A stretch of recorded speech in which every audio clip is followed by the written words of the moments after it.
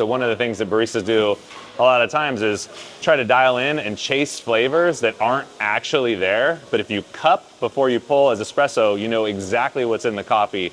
So you have a better chance of hitting that sweet spot and not chasing your tail over and over and over, looking for something that just doesn't exist. So basically Steven from Artpresso hit me up and he's like, yo man, I've been thinking about that shot of holiday blend you pulled me. I need something like that. I said, we don't really have anything like that right now. Let me whip you up something. So I'm gonna make him a blend, like an old school espresso blend. So I've got night shift. And then these are all answer components. I think I'm probably gonna leave the Kircha out of the whole situation, but I'm gonna cup all of these. And what my brain is telling me is I'm gonna do some version of Colo, night shift, and then... This is where my head would go. Yeah, exactly.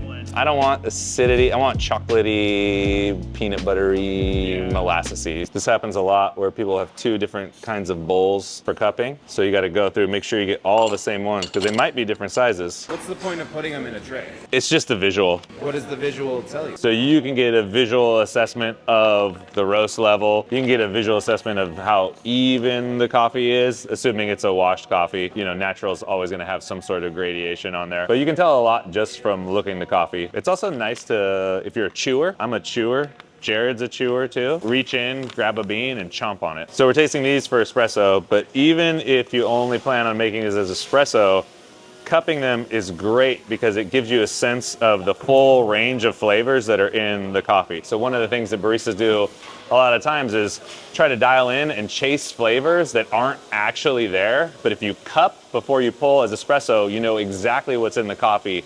So you have a better chance of hitting that sweet spot and not chasing your tail over and over and over, looking for something that just doesn't exist. Small table, 4 coffees. Generally, you'd set up cuppings in a mild to wild fashion. This one's a little tricky because you got a naturally processed coffee from Ethiopia and a darker roasted coffee. Either one of those could qualify for the wild category. I'm putting the dark roast at the end. Oh, thank you. Here, I'll take them, yeah. Thanks, man. Thanks for running them over. Towels for the blot blot. Probably double up on those. That's here. Your cup goes here? My cup goes there. There we go. Perfect. Everybody wants to know about Mark's spit cup. We're gonna see it in action pretty soon. You gotta use a 16-ounce cup because there's too much travel distance with an 8-ounce cup. What I really want is I want a ceramic cup that like fits into this pocket, but then has like a wider mouth to it. What I think about it is like when you have those wall hangings that are flat on one side, so you put flowers in them.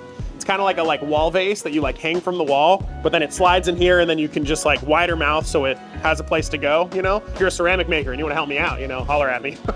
I'll break one. You can break just one of each because I got 2 of each. Yeah, that's cool. Kircha smelled sweeter than I thought when it was dry, but then the aroma kind of... Well, yeah, I feel like that's like the quintessential nature of the natural though, is I feel Totally. like the dry aroma is often, or sorry, the fragrance is often sweeter and more potent than the aroma. Fragrance is first, so you do that before you drop the water. Aroma is after you drop the water, so it's the wet grounds. Yeah. Fragrance is the smell of the dry coffee grounds. Aroma is the smell of the coffee grounds after you've added water. I enjoy the fragrance more, but I think the aroma tells you more about the coffee, you know? 12.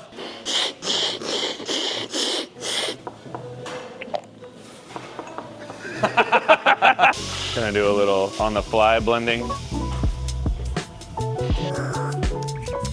I like that a lot. I also like that a lot. It's interesting, the body honestly isn't as like intense as the night shift usually is for me. It's pretty like a little bit more balanced. Instead of that heavy body, it's more of like medium to me. Drinking chocolate, Yeah, you know? it tastes like pure really, cocoa. really rich. Whereas to me, the Mosiano is a little bit more like, maybe like payday, like chocolate peanut butter, and then just a little hint of jamminess in Yeah, there, like exactly. a little bit. The previous lot was definitively like less fruity than this, but then I know Jared and Andre have been working really closely to get it to taste like that. Definitely more in the red fruit, like strawberry zone than like purple, like grapey zone. We are like working very hard towards like the omni roast thing. You think so though? But Because I it's don't know. like, do you think that those like, do you think Mataro's ever gonna be roasted like that? Because I feel like the answer is always its own separate thing, to where it's just, and But what we might not do with like those types of coffees is roast them on like the lower, like, I don't know, quote unquote Nordic kind of style. right, like hyper light, yeah. Which like sometimes I like. We've always talked about it in our mission in coffee though, where it's like we're looking for like a balance of intrinsic and imparted. You know, that's like been a core of how we talk about coffee for like as long as I can remember. All right, so top 2 contenders for what I'm looking for, Night Shift and the Mogiana. So this is a component of the Answer, which is our flagship blend. It's what we use for all the milk-based espresso beverages in the store, and it's always on drip as well. This is also a coffee from Brazil. I think this is gonna give me like that chocolate, peanut butter, old school, tasty, sticky sweet, lots of body. Brought the niche in just to use as a single dose grinder. Feels like a good choice for something like this, whereas this wouldn't really work. There's just so much retention and it's a pain to take the hopper on and off. Even if I put the little mini cup in there, there's probably 20, 25 grounds caught up every time from whole bean from here to there, and then ground coffee from the burr to the exit chute. I don't think this is amazing, but for what it is, it's right. If you got a niche, you know this move. Coffee's 7 days old, but it's been in a bag. You can tell it's off-gassing a lot. Plus it's a darker roast, so it's gonna have that fluffy look to it. I mean, flow rate, but you're also looking at the shot behavior. That's where the recipe doesn't tell the whole story. So if you watch a shot from the time it drops and as it progresses, it should drop steady and it should hang pretty even.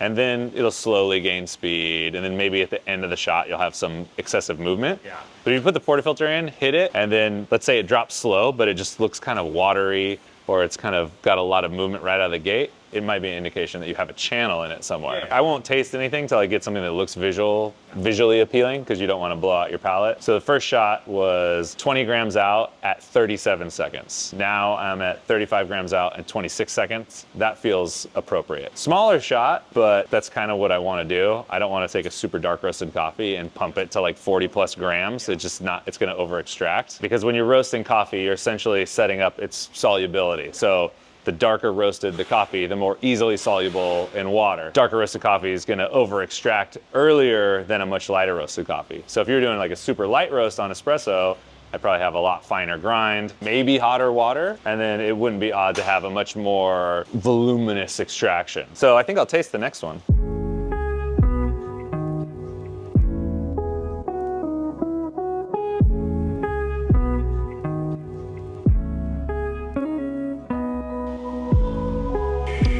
I think it needs a little something else. Something candy sweet. Aricha could be right. Woo! That's crazy. Can I take a little bit? Fishing out a little Juan Peña from Ecuador, naturally processed coffee. Super big fruit coffee. This one's aggressive. I just want a little bit of sparkle. We'll see. It smells just like marzipan with a little bit of roast on it. Not roast like coffee roast, but almost like a toasted chestnut kind of feel. Yeah, man, just like chocolate and peanut butter. In 7 days, it's gonna be thicker, stickier, more mellow. There's a little bit of sharpness from the freshness of the coffee, but tasting through that, this would be great in the morning with a croissant or cappuccino macchiato.